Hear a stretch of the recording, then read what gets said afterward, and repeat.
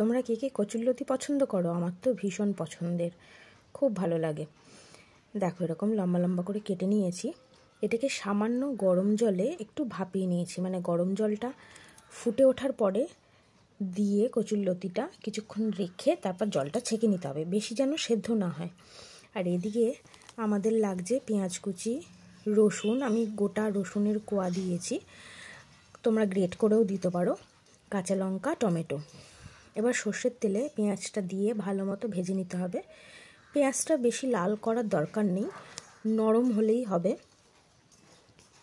পেঁয়াজ ভাজার মধ্যেই আমি রসুনের কোয়াগুলো দিয়ে দিয়েছি। রসুনের কোয়া দিলে একটু অন্যরকম লাগে খাওয়ার সময়, মুখে পড়লে। পেঁয়াজটা নরম হয়ে গেলে হালকা লালচে হলে তবে টমেটোগুলো দিয়ে দিতে হবে, আর কাঁচা লঙ্কা দিয়ে ভালো মতো সব শুদ্ধ ভেজে নিতে হবে।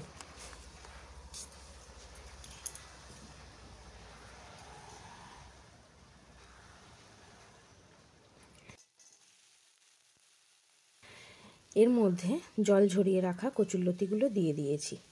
এবার সব শুদ্ধ আবারও ভেজে নিতে হবে বেশ কিছুক্ষণ।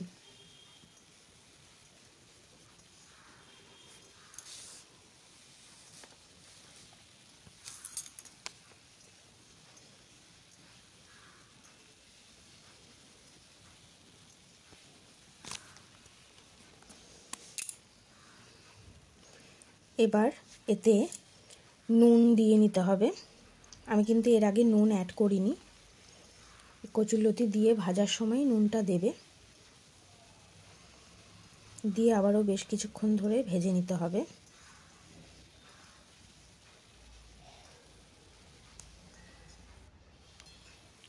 দেখো বেশ নরম হয়ে এসেছে কচুরলতিটা নুন দেওয়ার পরে।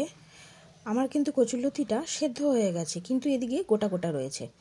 এরকম কচুরলতি খেতে কিন্তু বেশ ভালো লাগে। দেখো সেদ্ধ হয়ে গেছে।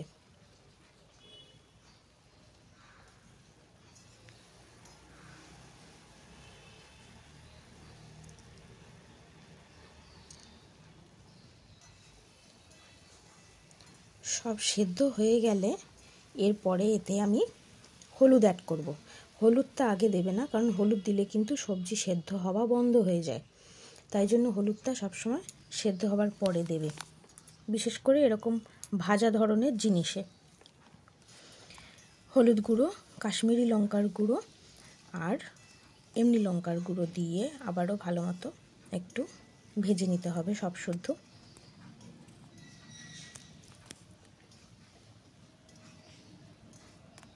সব মশলা মিশে গেলে এরপরে সামান্য একটু জল দেব।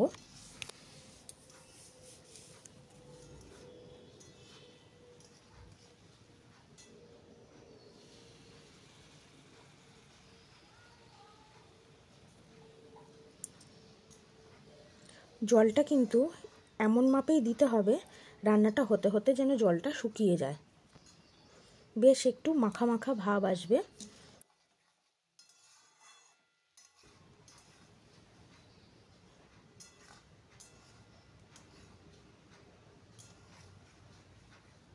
দেখো আমার কিন্তু জলটা শুকিয়ে গেছে প্রায়।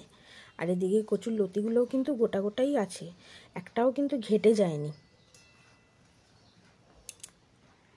কাশ্মীরি লঙ্কা দেওয়ার জন্য এর রঙটা কিন্তু খুব সুন্দর আসে। দেখো একটুও জল নেই।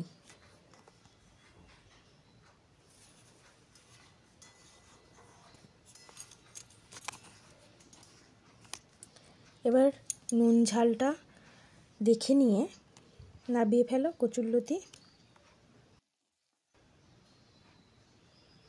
গরম ভাতের সাথে জাস্ট জমে যাবে।